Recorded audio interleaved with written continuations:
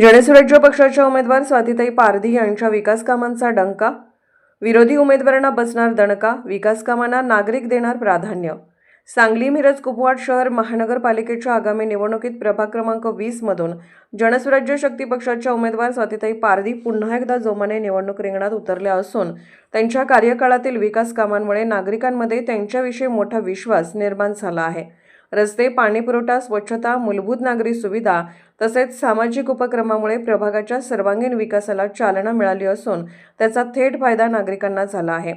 स्वातीताई पारधी यांनी केलेल्या ठोस आणि परिणामकारक कामांमुळे प्रभागातील मतदार विकासालाच प्राधान्य देत असल्याचे चित्र दिसून येत आहे। प्रचारादरम्यान नागरिकांकडून त्यांना उत्स्फूर्त प्रतिसाद मिळत असून महिलांपासून ज्येष्ठ नागरिकांपर्यंत सर्व स्तरातून पाठिंबा वाढताना दिसत आहे। त्यांच्या विकास कामांचा डंका आता संपूर्ण प्रभागात घुमत असून विरोधकांसाठी ही बाब मोठी अडचण ठरत आहे।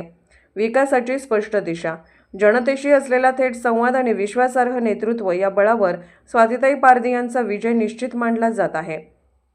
त्यामुळे प्रभाग क्रमांक 20 मध्ये पुन्हा एकदा जनसुराज्य शक्ती पक्षाचा झेंडा दिमाखात फडकणार असे चित्र आता स्पष्ट झाले आहे।